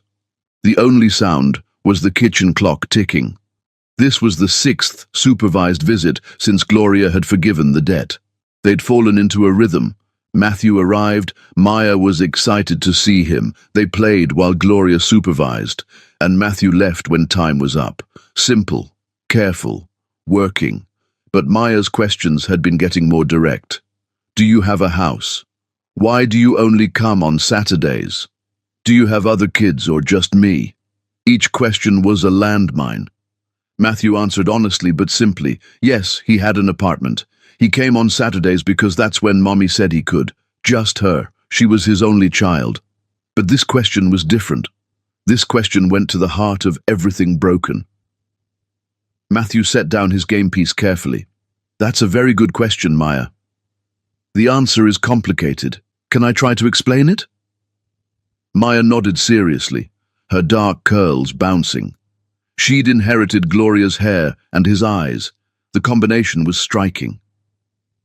Matthew glanced at Gloria. She gave him the smallest nod. Go ahead, but choose carefully. A long time ago, before you were born, I made some very bad choices, Matthew began. I hurt Mommy very badly. When you hurt someone that much, you don't get to live with them anymore. You have to live somewhere else, and work very hard to show them you're sorry and you've changed. Did you say sorry? Many times. But sometimes sorry isn't enough. Sometimes you have to show you're sorry by changing who you are. That takes a long time. Maya processed this with intense concentration. But you're changed now, right? So you can come live here?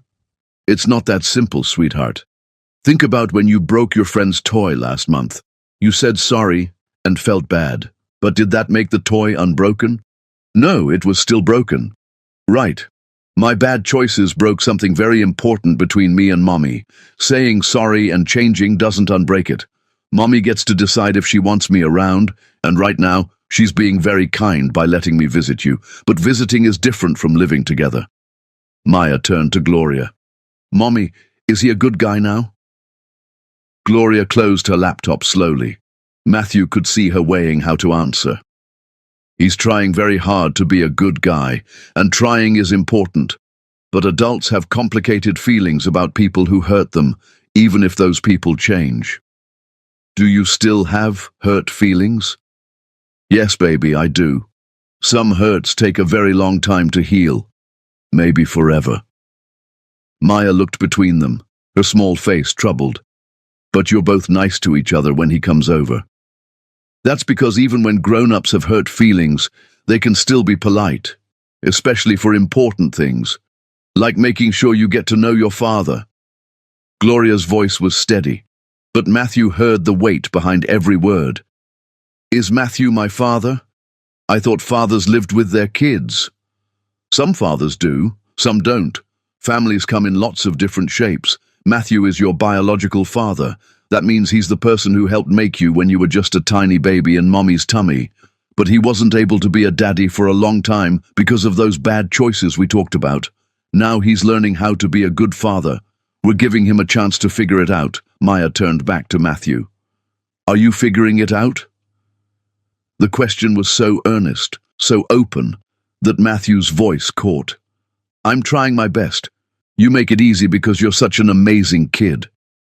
I am amazing, Maya agreed with no false modesty. Mommy says I'm smart and kind and strong. She's right. You're all those things. Can you come to my school thing next week? We're doing a show about animals and I'm a dolphin. Matthew looked at Gloria, afraid to presume. Gloria sighed. Yes, he can come if he wants to. I definitely want to, Matthew said immediately. Yay, Maya clapped. You have to sit with Mommy, though. All the parents sit together. I'll sit wherever Mommy tells me to sit. They returned to the board game. But the question hung in the air. Why don't you live here like other daddies? Because I destroyed that possibility before you were even born. The visit ended as scheduled. Maya hugged Matthew goodbye. Still careful, still supervised, but genuine. She'd started hugging him 2 visits ago. After Maya went to play in her room, Gloria walked Matthew to the door. They stood on the porch in the afternoon sun. You handled that question well, Gloria said. Better than I expected. I tried to be honest without being traumatizing. She's going to have more questions as she gets older, harder ones. She's going to ask why Mommy and Daddy aren't married. She's going to ask about our relationship. She's going to ask if we loved each other. What do you want me to tell her? Gloria leaned against the porch railing. The truth, age appropriately. We married young. We loved each other. I made mistakes. You made bigger mistakes. And we couldn't fix it. She needs to know that relationships ending doesn't mean anyone stopped loving her. What if she asks if I still love you? Gloria's jaw tightened. What would you tell her? Matthew chose his words carefully. I'd tell her that I'll always care about you because you gave me the greatest gift I could ever have, her, and that I'll always be grateful you're her mother because there's no one better for the job. Is that acceptable? It's a diplomatic answer, is it true? Every word. Gloria studied him. The school program is Tuesday at 10 a.m. You'll need to take time off work. Can you manage that? I'll make it work. There will be other parents there, people who know our history. There will be whispers and stares. Can you handle that? I don't care what anyone thinks. I care about being there for Maya. Good. Gloria pulled out her phone. I'm texting you the school address. Arrive by 9:45. The program is an hour. You can sit with me, but understand. We're not presenting as a couple. We're two parents coexisting for our child. Nothing more. I understand. Do you? Gloria's eyes were sharp. Because I see how you look at me sometimes when you think I'm not watching, like you're hoping for something that isn't going to happen.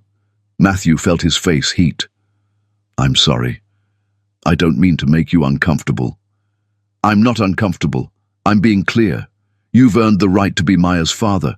You haven't earned anything else. Keep those things separate. I will. I promise. Gloria turned to go inside, then paused. For what it's worth, you're good with her. Maya lights up when you're around. I didn't think that would happen. But she's forming her own relationship with you, independent of my feelings. That's good. That's what should happen. Thank you for making it possible. Thank you for being someone I can trust enough to make it possible. That's not nothing. It's actually everything. She went inside and closed the door gently. Matthew walked to his car, his heart full of complicated emotions. Tuesday arrived. Matthew took the morning off, wearing clean clothes and carrying flowers, not for Gloria, but for Maya to give her after the show. Small daisies that cost $8, age-appropriate, not excessive. Gloria was already in the auditorium, saving a seat. She dressed professionally. Matthew felt shabby next to her in his best jeans and button-down, but she nodded at the seat next to her. You made it. I said I would. Other parents filed in. Matthew saw recognition in some faces, whispers starting. The disgraced ex-husband, the man who'd cheated and embezzled.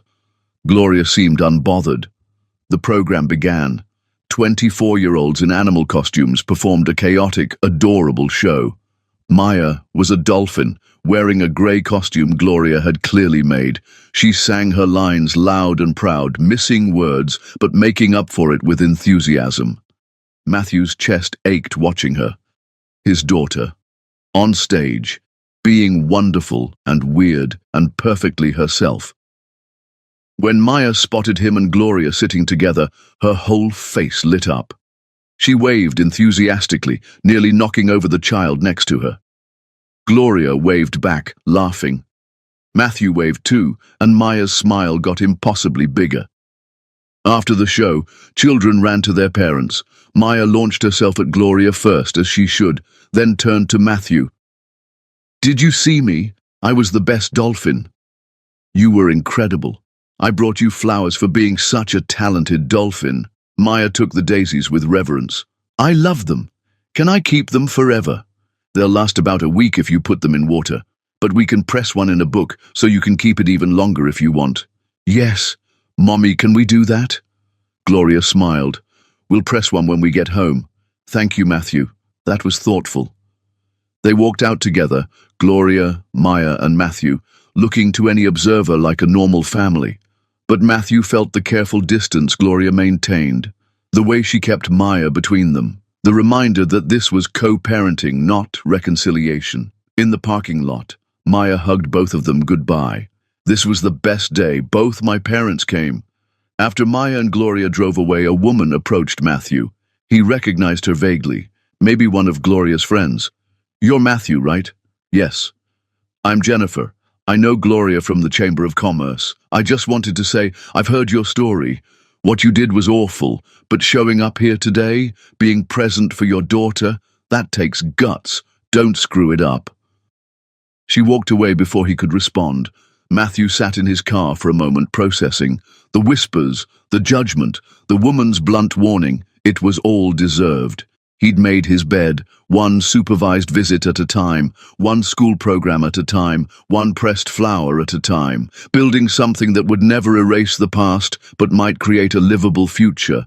For Maya, for himself, maybe eventually for Gloria too, though not in the way he'd once hoped. Just the chance to exist in her orbit without causing pain, to be someone she could trust to love their daughter well. That was enough. It had to be. Chapter 9. The Climb.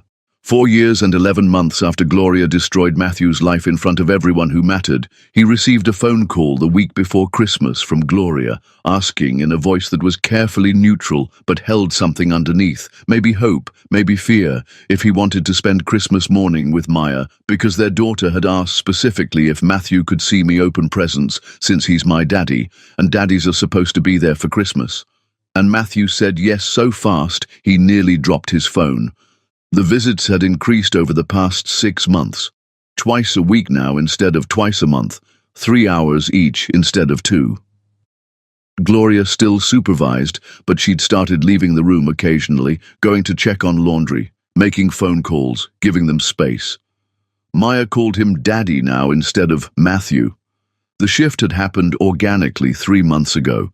She'd been telling him a story about school and had said, "And then I told my friend that my daddy is teaching me chess." And Gloria had looked up sharply, but Maya had continued talking as if it was natural. Gloria had pulled Matthew aside later. "She started calling you daddy at school a few weeks ago. I didn't correct her.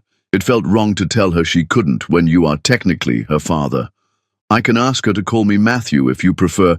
"No, she needs to navigate this on her terms. If calling you daddy helps her make sense of her world, so be it. Just make sure you live up to the name." "I will, I swear." Now Matthew stood in a shopping mall 4 days before Christmas, staring at toys and trying to figure out what a 4.5-year-old girl would want. He'd texted Gloria, "What should I get Maya for Christmas?" Her response, "Nothing expensive. She has too many toys already, something thoughtful." Matthew walked the aisles for 2 hours. Action figures, too aggressive. Dolls, she had dozens. He was about to give up when he saw it. A beginner's astronomy kit with glow-in-the-dark stars and a simple telescope. Maya had mentioned stars twice during visits. Once she'd pointed at the night sky and said, "I wish I could touch the stars." Another time she'd drawn a picture of space and explained which planets were which. He bought the kit, added a book about constellations, wrapped them himself messily and included a card, "To Maya, may you always reach for the stars. Love, Daddy." He'd hesitated over "Love, Daddy" for 10 minutes before writing it. Was that presumptuous? But how else should a father sign a card to his daughter? Christmas morning arrived cold and clear. Matthew woke at 5 a.m., too nervous to sleep. Gloria had said to arrive at 8. He was ready by 6:30, sat in his apartment staring at the wrapped gifts, and forced himself to wait until 7:45. He pulled up to Gloria's house at exactly 8. Gloria answered the door wearing pajamas and a robe, her hair in a messy bun. He'd never seen her this casual. She always got dressed before his visits, armor in place. But this morning she looked soft, sleepy, real. "Merry Christmas," she said, stepping aside. "Fair warning, Maya woke up at 5:30 a.m., asking if it was time for presents yet. She's been vibrating with excitement for 2.5 hours. I'll brace myself." Maya appeared at the top of the stairs in princess pajamas, saw Matthew and screamed, "Daddy, you're here for Christmas!" She ran down the stairs so fast Gloria moved to catch her if she fell, but Maya made it down safely and threw herself at Matthew's legs. He caught her, lifted her up. First time Gloria had allowed him to pick her up without explicit permission, and Maya wrapped her arms around his neck so tight he could barely breathe. "I'm so happy you're here. This is the best Christmas ever."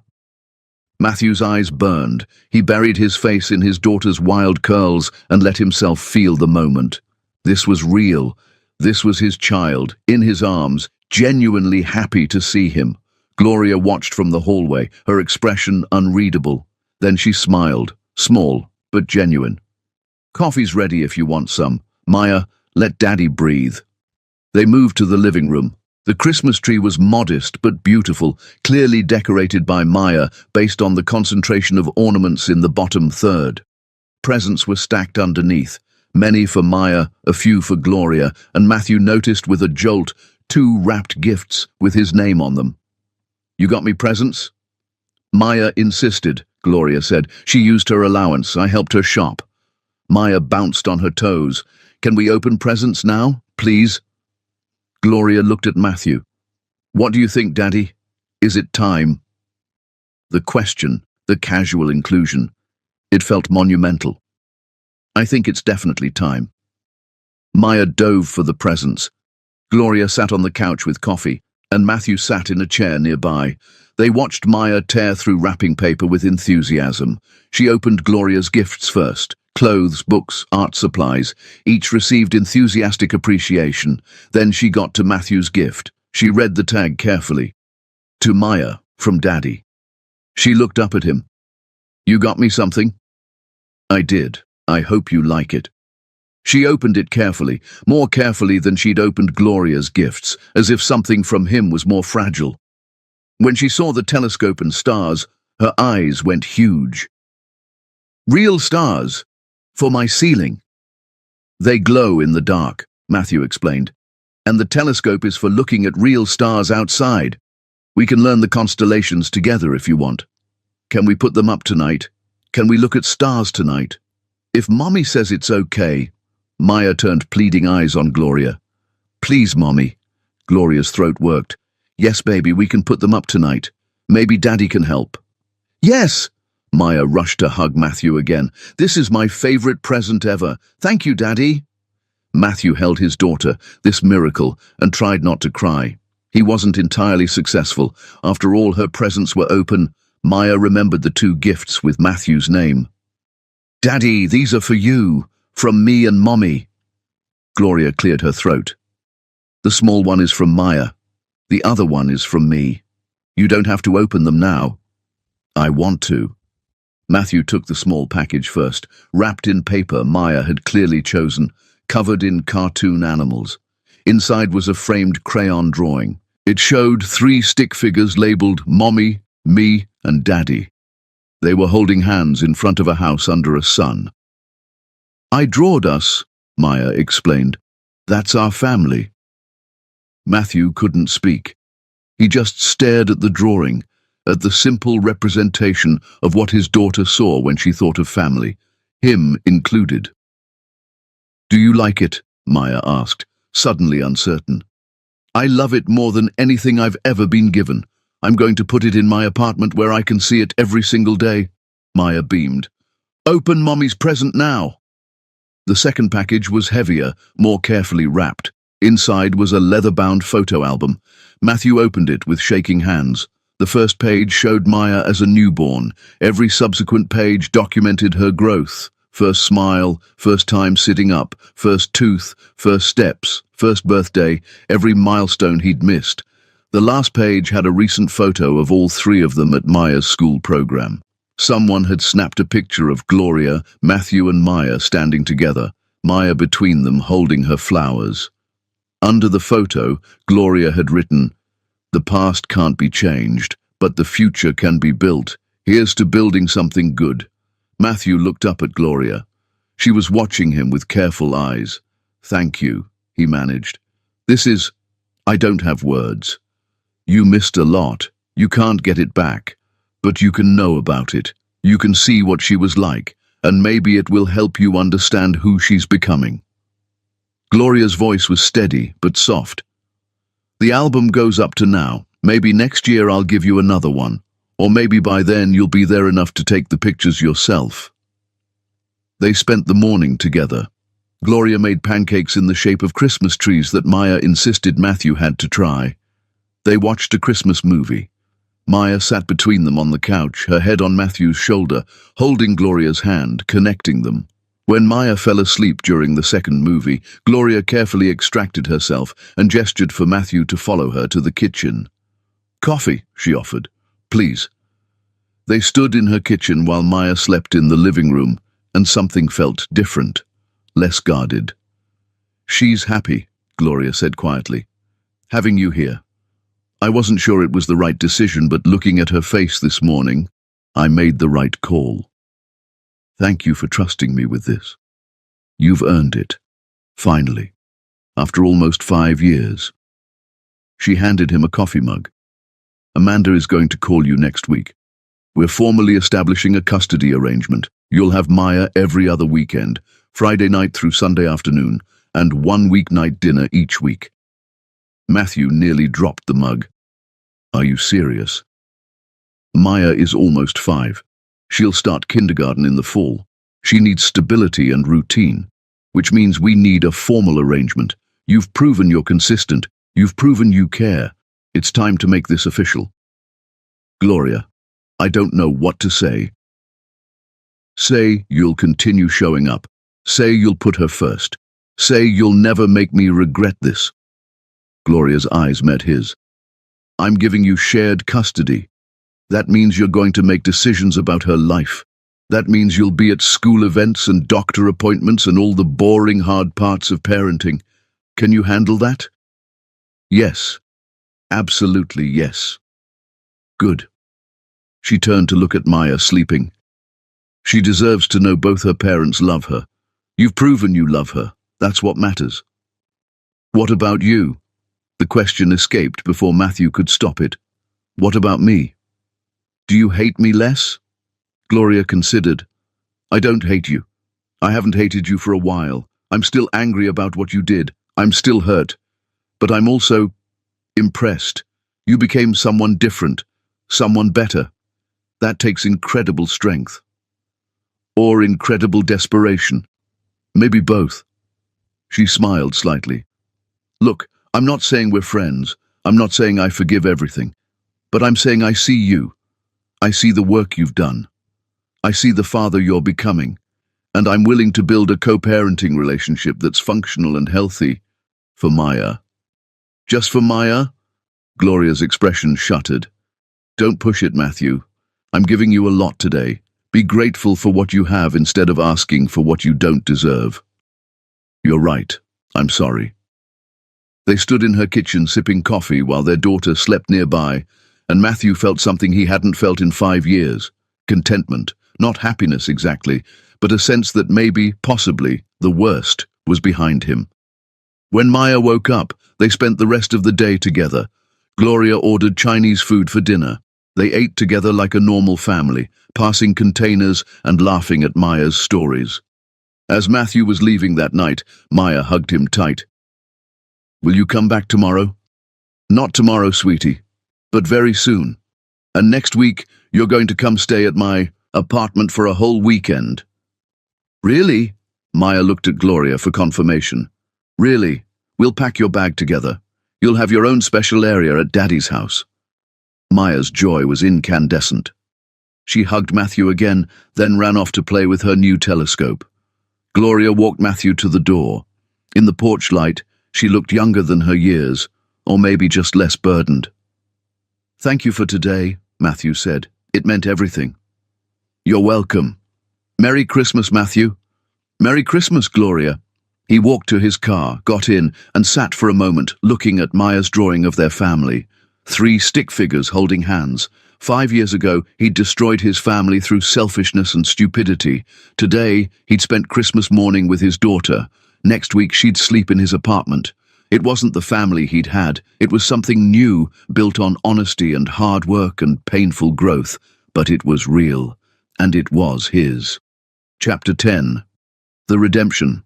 5 years after Matthew Cook walked into his mansion to find his pregnant wife surrounded by witnesses ready to watch his public execution, he stood in Gloria's flagship bakery, watching her cut the ribbon on her 20th location, while his 5-year-old daughter Maya held his hand and asked, "Daddy, isn't Mommy amazing?" And he answered truthfully, "She's the most amazing person I've ever known," and meant every syllable. The bakery opening was massive. Press coverage, local politicians, business leaders. Gloria had become a genuine success story. Her empire now spanned the entire region. 20 locations, 2 cookbooks, a television show in development, net worth estimated at $15 million. Matthew stood in the crowd with Maya, watching Gloria give a speech about perseverance and building something from nothing. She wore a royal blue dress and spoke with confidence. The woman at that microphone bore little resemblance to the person he'd destroyed, except for the fierce intelligence that had always been there. This business started in a tiny storefront with a 3-month-old baby in a crib in the back room, Gloria said. I mixed dough while nursing my daughter. I decorated cakes at 2 in the morning after she finally fell asleep. Single mothers are told we can't have it all. I'm here to prove we can build it ourselves. The crowd applauded. Maya squeezed Matthew's hand. Mommy talks about me. She does because you're part of her story. Are you part of her story too? I'm part of the hard parts. She's part of the good parts because she survived those hard parts. After the ceremony, people swarmed Gloria. Matthew kept Maya back, giving Gloria space. This was her day, her triumph. He was just a spectator, but Maya had other plans. She pulled free and ran through the crowd. "Mommy, we're here!" Gloria's face transformed when she saw Maya. She scooped her up, spinning her around while cameras flashed. Then her eyes found Matthew. For a moment, their gazes held. 5 years of history, pain, growth, and careful rebuilding passed between them. Then Gloria mouthed, "Come here." Matthew navigated through the crowd. When he reached them, Gloria adjusted Maya on her hip and said to the photographer nearby, "Get one of all three of us." The photographer's eyes widened. This was the story.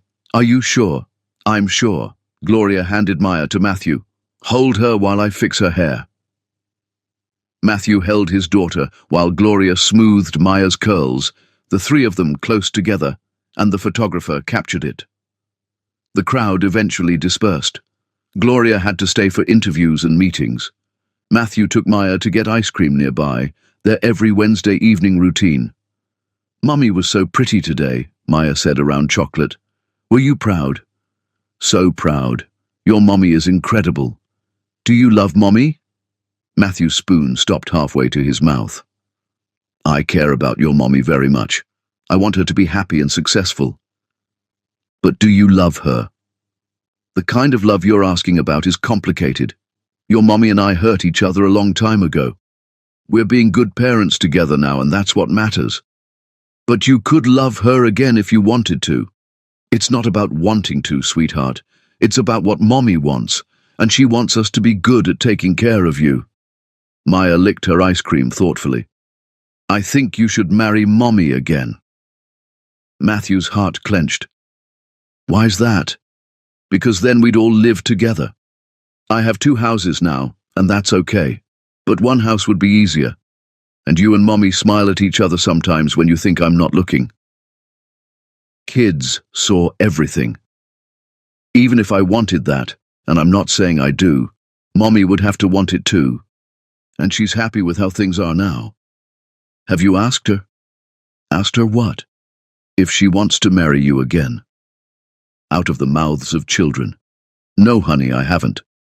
"Maybe you should. Then you'd know." They finished ice cream, and Matthew drove Maya back to Gloria's house. Gloria was in the kitchen when they arrived, still in her blue dress but barefoot now, reviewing paperwork. She looked exhausted and exhilarated. "Did you have fun?" she asked Maya. "Daddy bought me chocolate ice cream, and I told him he should marry you again." Gloria's pen froze. Her eyes shot to Matthew's. "Did you now?" "It was her idea," Matthew said quickly. "I was very clear that—" "That what? That you don't want to?" Gloria's tone was unreadable. "That it's not up to me. It's up to you, obviously." Maya, oblivious to the tension, ran off to play. Gloria and Matthew stood in the kitchen, the question hanging between them. "She's been asking me too," Gloria admitted. "Why we're not married, why Daddy doesn't live here. I've explained it as best I can, but she's 5. She wants simple answers." "What do you tell her?" "That adults sometimes can't be married even if they're good at being parents together, that our family works differently and that's okay." "Is it okay, the current arrangement?" Gloria set down her pen. "Are you asking me something, Matthew?" "I'm asking if you're happy with how things are." "I'm asking if you're asking me something." Matthew's pulse raced. Was he? Somewhere in that time he'd realized that Gloria wasn't just the mother of his child or the woman he'd wronged. She was still the person he loved. "Gloria, I know I don't deserve another chance with you. I know I destroyed what we had. But Maya asked if I love you, and I didn't know how to answer because the truth is complicated." "What is the truth?" "The truth is, I love the person you've become. I love how you parent our daughter. I love watching you build your empire. I love that you're strong enough to let me into Maya's life despite everything. I love you. But not in a way that demands anything, just in a way that's grateful you exist. Gloria was very still. That's the first honest thing you've said about us in 5 years. I didn't think I had the right to say it before. You don't, but I appreciate the honesty anyway. She turned back to her paperwork, but her hands were shaking slightly. I'm not ready for that conversation. I might never be ready. I know, I'm not asking for anything, Maya asked, and I realized I've been lying to her and to myself by pretending I don't have feelings. I do, but they're mine to manage. Good, because I have a business to run and a daughter to raise and an entire life that works exactly the way it is. Then we won't complicate things. We'll keep doing exactly what we're doing. Can you do that? Knowing you have feelings. Can you keep being professional? I've been doing it for 2 years. I can keep doing it. Okay. But something in her voice wavered. Okay. Matthew collected Maya's backpack and said goodbye. As he was leaving, Gloria called after him. Matthew, he turned back. Thank you for saying it, even though I'm not ready to deal with it. Thank you for being honest. Always. From now on, always honest. 6 months passed. Matthew found a townhouse with 2 bedrooms. Gloria helped him shop for furniture for Maya's room. Maya thrived on the new schedule. A week at Mommy's bakery empire, a week at Daddy's modest townhouse. Different worlds, both filled with love. One Saturday, Matthew was teaching Maya to ride a bike without training wheels when Gloria showed up unexpectedly. She watched from the sidewalk as Maya wobbled and fell and got back up. When Maya finally made it 10 feet without falling, both parents cheered. Coffee, Matthew offered Gloria. Sure. They sat on his small patio while Maya practiced in the driveway. I've been thinking about what you said, Gloria finally said, about feelings and honesty. Matthew's heart rate spiked. Okay. I'm not ready to trust you romantically. I don't know if I'll ever be ready.